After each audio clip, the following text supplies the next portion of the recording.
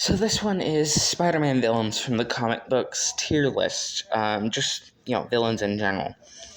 So we will start off at the bottom and work our way to the top as usual.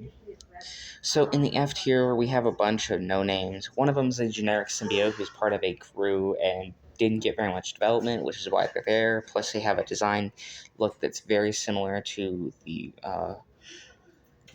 cheetah print symbiote, just with purple. So I felt it was a little lackluster, and the abilities are not very impressive.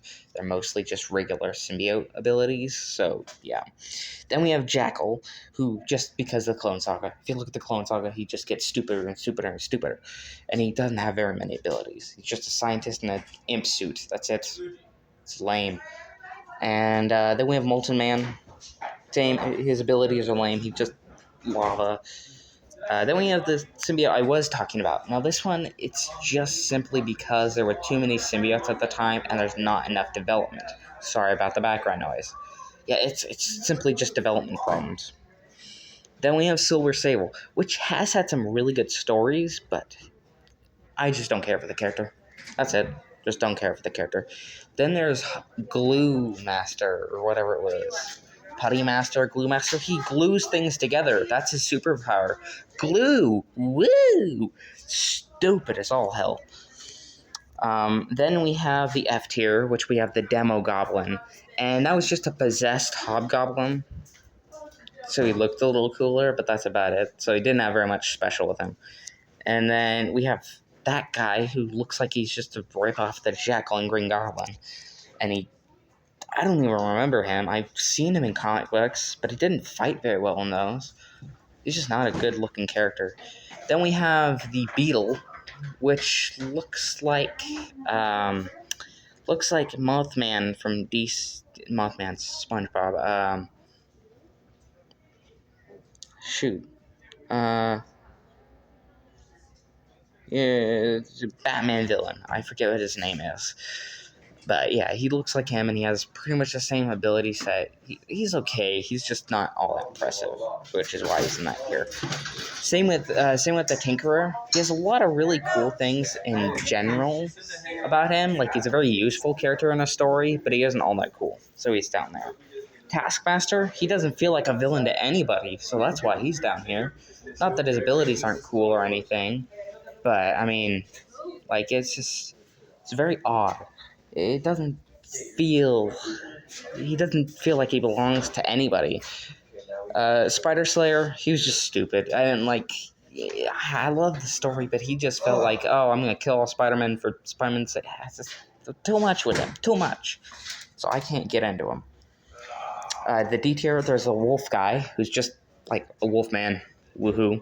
Juggernaut, Doctor Doom, Puppet Master, all of the same problems. They aren't Spider-Man villains in the main sense.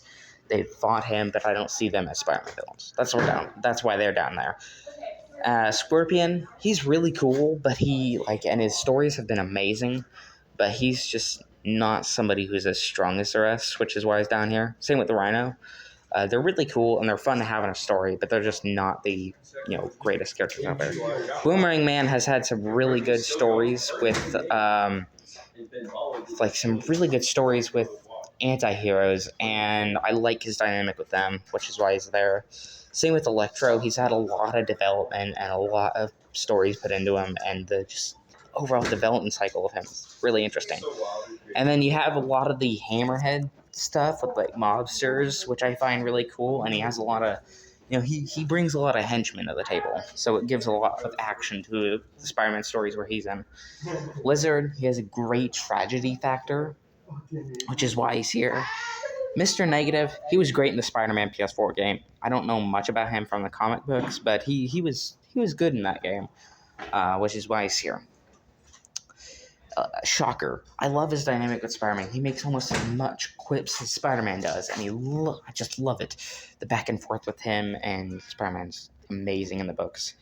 Then we have Spider Side, who I just love the design of. He looks menacing. He looks creepy. He almost looks like a symbiote. It's awesome. I've always loved him, and I love the stories with him, Ghost Rider, Demo Goblin. I like the more darker tone the books he was in had. Then you have Hybrid or something like that, but he's trying to be a hero, but the symbiote is bad because of all the different ones it was born from. It has a great story to him, and it gives him a lot of development. And he's not a villain by choice, which is just great stories. Same with Prowler. Prowler has gone back between being a hero and a villain, and the dynamic of that is interesting to see. Mephisto, he was threatening in One More Day. I'm sorry, he was threatening. I hate him to no end in that story, but I will admit he was a threatening opponent. And Hydra Man, the dynamic with Mary Jane, at least from the 90s cartoon, like it's showing there. And I think in a couple of the issues of the comics, don't know if it was a long-lasting thing, but the dynamic between him and Mary Jane was awesome. Then you have that one, I still can't remember his name. Sorry, I just can't remember the name, but I do know he's a menacing threat. I've seen him just throw around Spider-Man like it was nothing.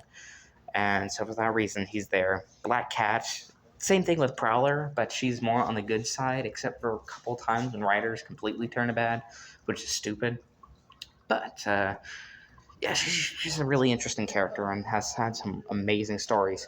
Kingpin, now I know you can make the argument like Doctor Doom and Juggernaut that he's not a Spider-Man villain, but he has fought him enough, and there's been enough medium with him and Spider-Man being villains that I could see somebody arguing it.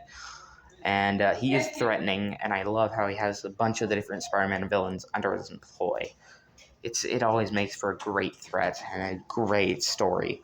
J. Jonah Jameson, he's just awesome. I'm sorry, he just is. Morbius, love the design, love the tragedy of the character. Once again, the tragedy, design, all of that just fits perfectly. And the stuff with Blade is really awesome. To see the Midnight Suns, it's great. Craven, just read Craven's Last Hunt, and then you'll know why he's here. Then you have a very odd pick. Most people don't choose this one. But for this pick, I would have to say this pick goes here, which is... Shoot, I can't remember his name. Shoot, so many people are going to tell me his name in the comments. But he's Craven's brother, and I love the dynamic between the two brothers. It was great. Dang it, that's going to bug me now. But yeah, he's great in the comics, and I wish he was in the films. Sandman, great tragedy angle. I know that started in the Raimi films, but I love the tragedy angle they've added to him, and his power set is just cool to look at. Carnage, love how dangerous of an opponent he is. Same with Green Goblin. They have wildly just S rank is mostly just because the danger and development all the characters have had. Oh, Green Goblin's also here, so that one's even more powerful because he's the Demon Goblin. Yeah, just so much threat with the S tier. I'll scroll back and forth for a second or two. Yeah, so much threat, so many good stories, and that's why they're there. Overall, that is my ranking of the different Spider-Man villains, and I will see you guys next video.